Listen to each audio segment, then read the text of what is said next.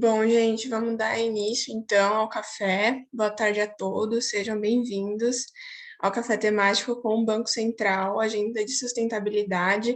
Eu agradeço a presença da Carolina Barbosa, que é assessora plena no Departamento de Regulação Prudencial e Cambial, e agradeço também a presença do Daniel Lafetá, analista do Departamento de Regulação Prudencial e Cambial no Banco Central do Brasil. Agradeço a presença também de todos vocês. Desejo uma ótima sessão a todos. Em caso de dúvidas, podem me chamar aqui no chat do Zoom, me mandando a mensagem como privado. E agora eu convido a Carolina Barbosa para falar. Bom café a todos. Obrigada, Isabela. A gente que agradece o convite, é sempre uma excelente oportunidade para a gente estar divulgando um trabalho que, ao mesmo tempo que é super desafiador, ele é bastante gratificante, que é a Agenda de Sustentabilidade do Banco Central. Eu vou falar bem rapidamente a nossa ideia aqui, minha e do Daniel, e a gente introduzir o assunto, falar em linhas gerais o que está sendo feito, qual é a proposta do banco, e abrir para comentários, para o debate mesmo, daquelas pessoas que estiverem interessadas em fazer perguntas. Então, em setembro do ano passado, o Banco Central incluiu uma nova dimensão, a dimensão sustentabilidade, na sua agenda institucional. Essa agenda institucional, a gente chama de agenda BC-RECH, é uma agenda pública. Ela está disponível no site do Banco Central, em que a gente estabelece algumas ações, um compromisso com a sociedade de algumas frentes de trabalho que a gente considera mais relevantes para a sociedade como um todo. Então, essa dimensão sustentabilidade, ela foi incluída na agenda institucional do Banco Central justamente por essa importância desse tema para o Brasil, enfim, para toda a nossa sociedade. Essa dimensão, ela tem diversas frentes de trabalho dentro do Banco Central.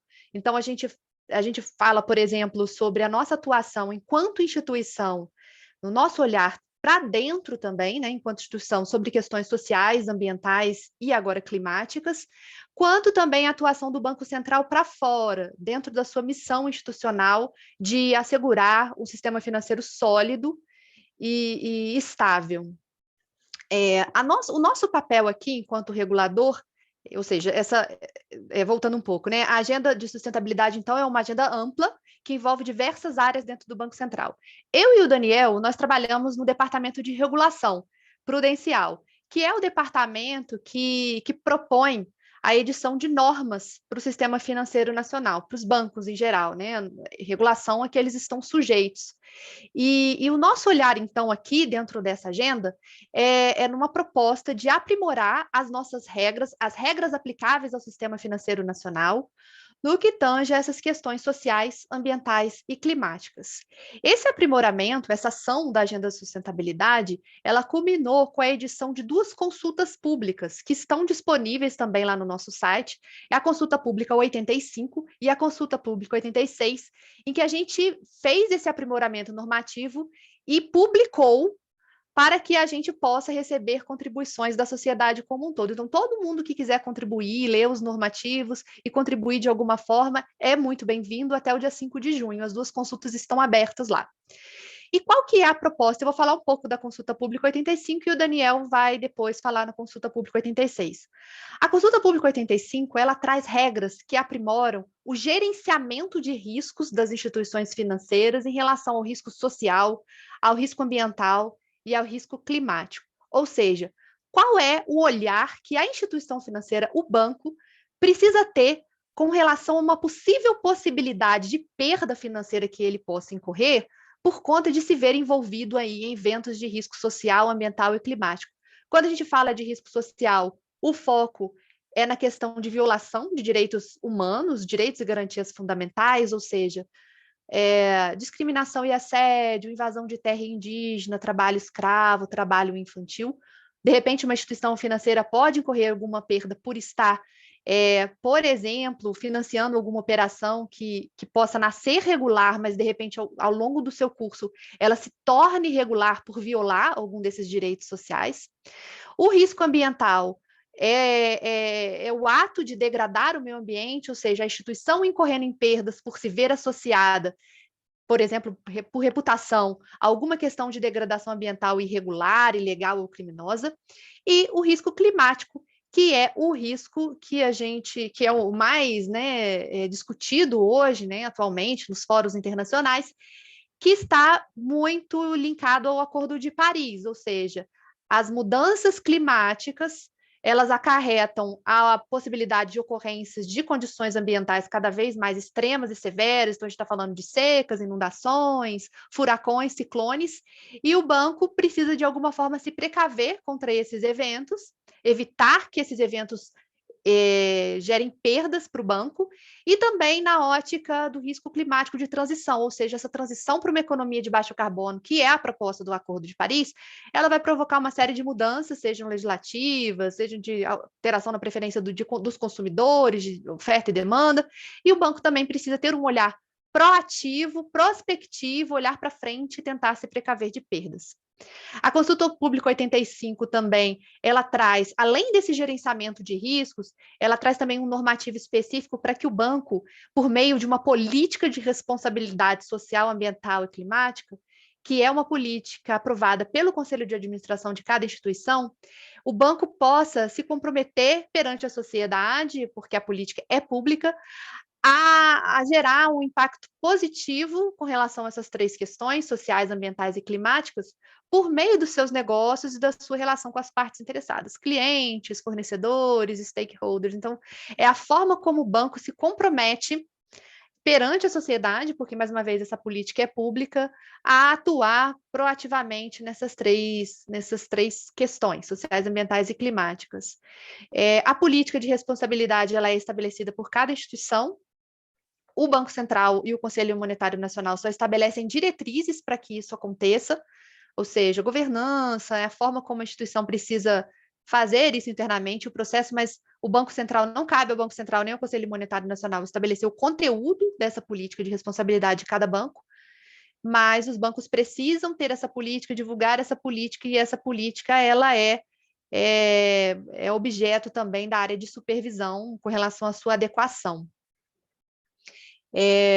Essa consulta pública, como eu falei, 85, ela promove, ela novamente mantém o Brasil como pioneiro na regulação sobre o tema. Em 2014, que a gente lançou a nossa primeira norma sobre o assunto, a gente também foi pioneiro, que é a Resolução 4327, a gente foi reconhecido por esse pioneirismo com relação aos nossos pares internacionais, ou seja, os outros bancos centrais. E agora a gente incorpora, como eu disse, a questão das mudanças climáticas de uma forma mais evidente na nossa regulação, com o devido destaque que essa questão merece, fortalece conceitos, fortalece comandos, e a gente, com relação à consulta pública 85, a gente está aberto aos comentários aí de toda a sociedade até o dia 5 de junho. Depois disso, o nosso compromisso é analisar todos esses comentários e promover eventuais ajustes. Eventuais não, porque eles sempre ocorrem, porque a consulta pública é um processo muito rico de debate, até o final de julho, que é o nosso compromisso público da dimensão sustentabilidade na agenda BC-RES. Daniel, pode falar sobre a consulta pública 86. Obrigado, Carol. Bom, a consulta pública 86 vai nessa linha da regulação, né? Então ela coloca em discussão uma norma, mais uma norma, e essa norma ela estabelece critérios para divulgação, ela trata da divulgação de informações e escreve ali alguns critérios para essa divulgação. Essa norma está bastante vinculada a essa outra norma que a Carol já comentou, que trata do gerenciamento de riscos, né? E ela tem uma característica importante que vale a pena ressaltar. Como a gente está falando de divulgação de informações, ela é uma norma que olha para a transparência, né? Para a transparência e também para a disciplina de mercado, porque essas informações, uma vez se tornando públicas, os participantes do mercado vão poder olhar para o que os seus pares estão fazendo. Então, isso induz, estimula aí alguma disciplina, né? Essas informações vão ser divulgadas em forma de um relatório padronizado. A gente está chamando esse relatório de riscos e oportunidades sociais, ambientais e climáticas, né? Relatório GRSAC. E esse relatório está organizado em tabelas, são 5 tabelas, eu vou falar um pouquinho mais sobre elas mais adiante. Qual foi a nossa fonte de inspiração para construir essa norma e essas tabelas? A gente se inspirou nas recomendações da TCFD. A TCFD é uma força-tarefa, é a Task Force on Climate-Related Financial Disclosures. essa força-tarefa foi uma iniciativa do Financial Stability Board, o FSB. O FSB é uma agenda, né, que está voltada para as questões de estabilidade financeira. Ela olha ali para o cenário financeiro global e reúne os principais bancos centrais e autoridades econômicas mundiais, ali no âmbito do G20, mais alguns países. O Brasil faz parte disso. O FSB olha tudo que é risco, né, que afeta a estabilidade financeira global.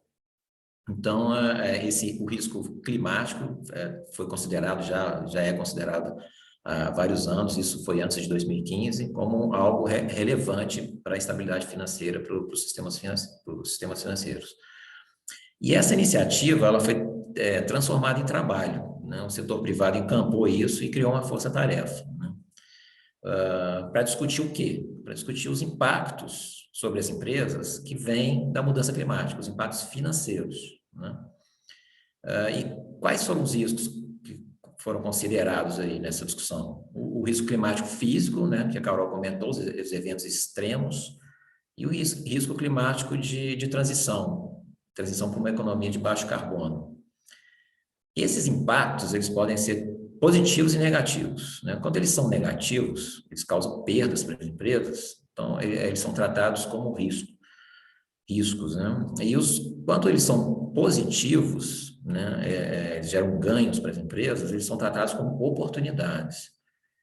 E, enfim, os trabalhos foram conduzidos e qual foi o resultado dessa força-tarefa, né? Qual foi a proposta que eles trouxeram? A proposta é de divulgar informações, né, sobre riscos e oportunidades que vêm aí da mudança climática. E essa divulgação, eles prepararam algumas recomendações e a divulgação ela tem que ser ancorada nessas recomendações. São 11 recomendações. E elas estão organizadas em 4 grandes grupos, né? O grupo de governança, de estratégia, de gerenciamento de riscos e o de métricas e metas. Eu vou falar um pouquinho mais sobre isso. E essas recomendações, elas valem para todo tipo de empresa, não é só para banco, né? Mas vale para todo tipo de empresa, e inclusive o setor financeiro, inclusive os bancos, né? E a gente focou, é claro, no setor financeiro, que é a nossa tarefa de regular, né, esse setor. Essas recomendações, se a gente olhar direitinho do que elas tratam, a maior parte delas pedem a descrição de processos. Então, são informações qualitativas, né? Mas tem um dos grandes grupos ali, que são as métricas, que vão tratar também de indicadores, né, de como medir esses impactos. Bom, a gente precisou fazer algumas adaptações nesse documento da TCFD, porque ele trata só do climático, e a gente, então, ampliou o escopo, porque a gente já vem considerando há bastante tempo, e está aí nas normas que a Carolina comentou, da Consulta Pública 85, todas trazem as questões sociais e ambientais também. Então, ampliamos o escopo e passamos a tratar sobre as três óticas: social, ambiental e climático também, né?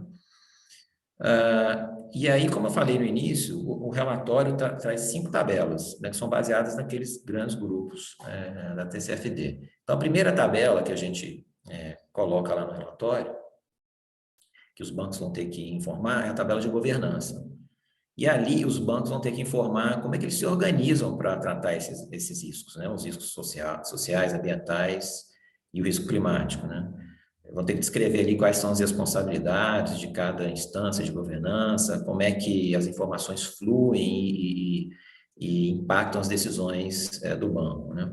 Uma segunda tabela, né, traz informações sobre estratégia, a tabela de estratégia, como é que esses riscos, né, os riscos sociais, ambientais e climáticos, impactam a estratégia de negócios do banco e, principalmente, isso é muito importante para instituições financeiras, como é que esses riscos impactam a gestão de capital dos bancos. Esse é um ponto importante, né? Uma terceira tabela trata do gerenciamento de riscos, né? Está bastante vinculada com os processos de gerenciamento que são alvo ali da norma que a Carolina comentou. Então, os bancos vão ter que descrever aí esses processos de gerenciamento desses riscos, né, dos riscos social, ambiental e climático, e como é que esses riscos se conectam com os riscos tradicionais de um banco, né? Os riscos, principalmente o risco de crédito, mas tem o risco de mercado também, risco de liquidez e outros riscos, né? Tem uma quarta tabela, tabela de métricas, onde a gente pede quais são os indicadores que os bancos usam, como é que eles medem, né? E que indicadores que eles utilizam para fazer esse gerenciamento de riscos, né? E, finalmente, uma quinta tabela que trata das oportunidades. E aí os bancos vão informar como é que eles se estruturam, a estrutura de governança para lidar com essas oportunidades e como é que essas oportunidades se inserem na estratégia de negócio do banco, né? Basicamente é isso, né? A Consulta Pública 86, então, traz uma norma com critérios e essa norma apresenta ali esse relatório com essas 5 tabelas, né? A gente espera colocar a norma em vigor, ela está em consulta pública, como a Carolina comentou, o prazo termina agora em junho, e a gente tem a expectativa de colocar a norma, editar a norma em julho, e ela deve entrar em vigor no início do ano que vem. Aí o primeiro relatório vai ser apresentado somente em 2023, né? Isso. Eu queria só fazer um comentário que essa questão é bastante relevante.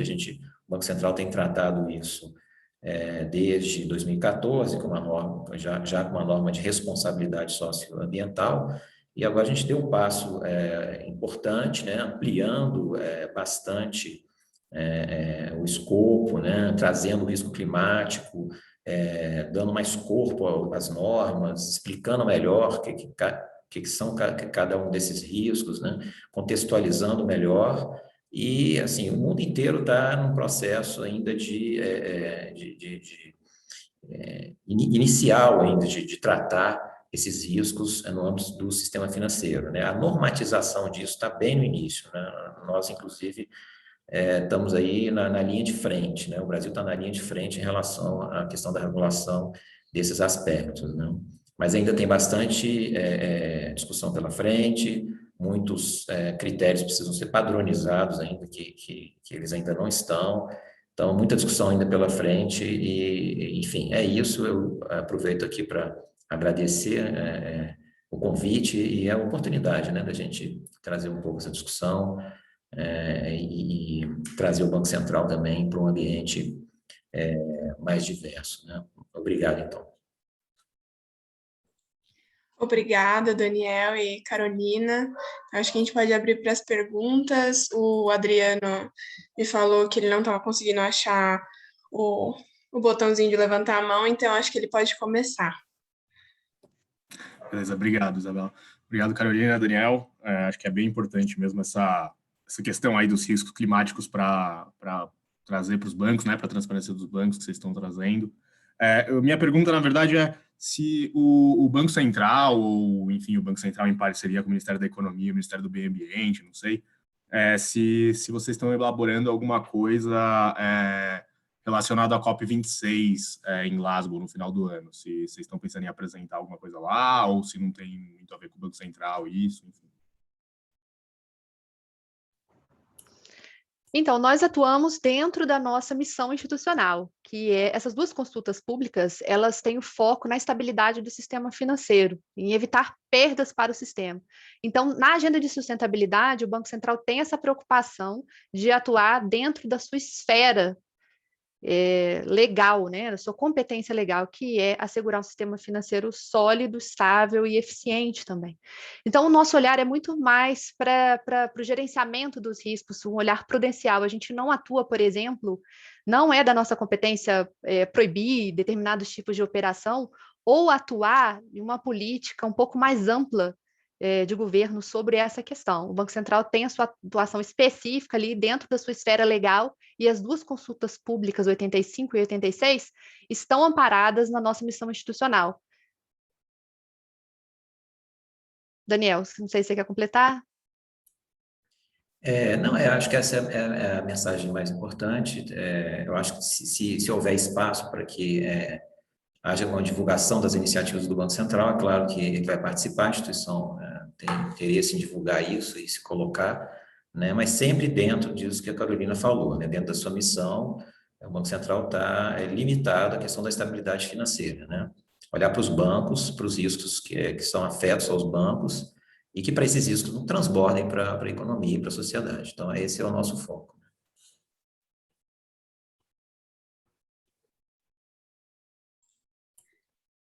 A Júlia fez uma pergunta no chat, não sei se ela consegue abrir o microfone para falar, senão eu pergunto.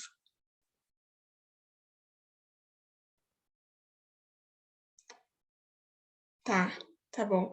A Júlia perguntou sobre investimentos. Existe alguma perspectiva de normativa que incentive investimentos sustentáveis? Por enquanto, a gente está bem focado na questão prudencial, né? Que a questão prudencial trata dos riscos, das perdas, das possíveis perdas para o sistema financeiro, né? Então, esse é o nosso foco. Então, todas as normas que estão sendo editadas estão voltadas para isso.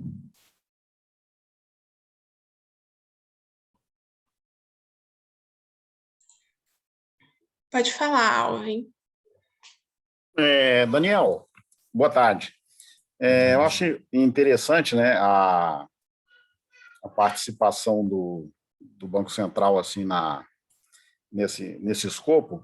E a FEBRABAN tem os princípios de responsabilidade bancária, que ela editou, né, e tem trabalhado com isso com as instituições financeiras, né? E o Banco Central deve estar a par, até porque fiscaliza, né? Esse tipo de coisa, e isso tem aparecido nas atividades dos bancos. E eu queria saber, assim, qual é a inter-relação entre essas normativas, né, que estão aí em consulta, com esses princípios de responsabilidade bancária que a FEBRABAN está tentando imprimir aí às instituições financeiras. Várias já têm programas com relação a isso, né?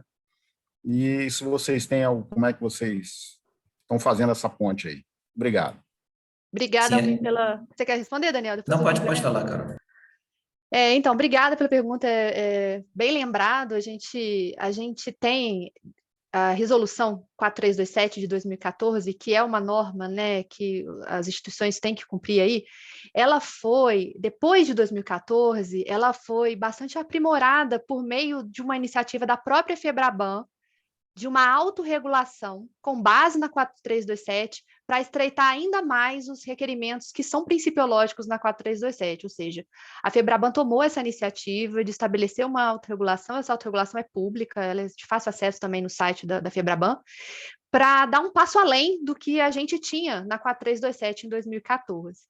E agora, com o aprimoramento normativo que a gente propõe, a Consulta Pública 85/86, a gente traz isso de uma forma mais uniforme para todo o sistema financeiro, porque a FEBRABAN é composta dos principais bancos, né, dos maiores bancos, e a nossa Consulta Pública 85/86, ela alinha alguns requisitos que a FEBRABAN já trazia na sua autorregulação, mas ela alinha de uma forma mais unificada para todo o sistema financeiro, para a gente ter um nível adequado de competitividade no sistema, e também vai além, a gente também dá um passo além do que hoje é estabelecido pela autorregulação da FEBRABAN, mas a FEBRABAN é uma grande parceira nossa, a gente faz esse processo de consulta pública para ouvir toda a sociedade e, obviamente, a FEBRABAN sempre manda sugestões muito, muito boas de aprimoramento regulatório.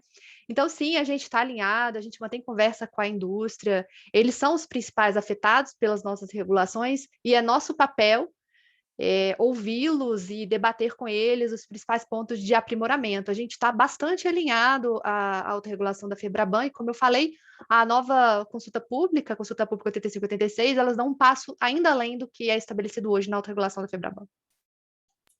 Só para complementar rapidamente, de fato a gente está acompanhando, o Banco Central vê com bons olhos a autorregulação, estimula a autorregulação. Quando o tema ele é percebido como algo de maior relevância, né, como um risco de maior relevância, aí é importante que venha a regulação, né? A regulação ela pode ser mais ou menos prescritiva, mas é importante que haja essa padronização que a Carolina mencionou, essa uniformização, porque dá mais segurança, né, para o setor, né, e para as instituições, nem todas as instituições fazem parte da FEBRABAN, mas dá mais segurança para todos, inclusive para o supervisor também, né?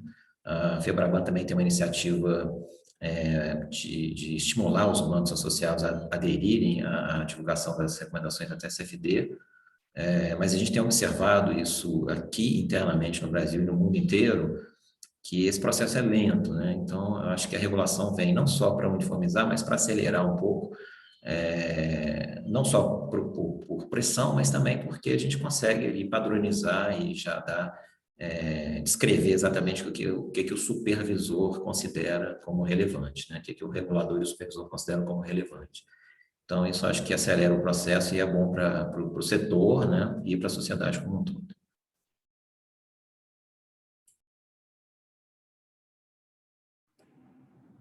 Bom, falei com a Isabela que fazer mais uma rapidinha. Só como... Eu acho que tem um pouco mais a ver com o escopo de vocês, essa regulação do mercado de crédito de carbono, assim, se o Banco Central tá fazendo alguma coisa com relação a isso nesse momento, se tem andado esse tipo de regulação, especialmente relacionado ali ao RenovaBio, né? Esse tipo de regulação, mais uma vez, ele depende de um esforço mais coordenado, uma política mais abrangente do mercado de carbono. Então, ainda não está na nossa agenda, mas certamente, se isso vier uma política de governo nesse sentido, o Banco Central deve ser chamado a contribuir. Tá? Mas não é nossa competência primária, seria uma política bem mais ampla, porque ela envolve diversos setores da economia, é algo que vai além do escopo das instituições financeiras, né? O mercado de carbono. Até lá fora, ainda a gente não sabe exatamente o movimento de que isso vai ter em termos práticos, a gente sabe que vai acontecer, mas a gente não sabe exatamente quais vão ser as autoridades lá fora também que vão liderar esse processo de regulamentação do mercado de carbono. Tá, mas certamente, isso começando aqui no Brasil, tendo essa política, o Banco Central vai ser chamado a participar na nossa esfera de atuação.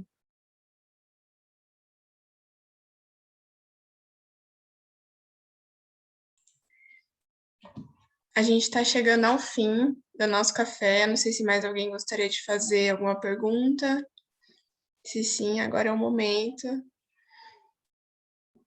Podemos fazer um print do café agora. Se todos puderem ligar a câmera, quem puder, né? A gente pode tirar uma foto agora e aí logo em seguida a gente encerra. Eu tiro aqui.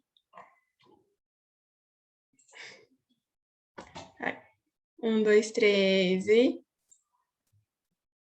Foi. Bom, acredito que mais ninguém queira fazer perguntas, né? Não, eu já encerro aqui, agradecendo a Carolina e o Daniel pela presença e a todos que estão aqui até agora com a gente. Foi muito bom, assunto muito relevante. Obrigada a Obrigado a vocês todos. pela oportunidade. Obrigado, abraço. Tchau, tchau. Obrigado. Tchau. Tchau. Prazer. Tchau, tchau, gente. Tchau, tchau. Boa tarde a todos. Boa tarde. Boa tarde.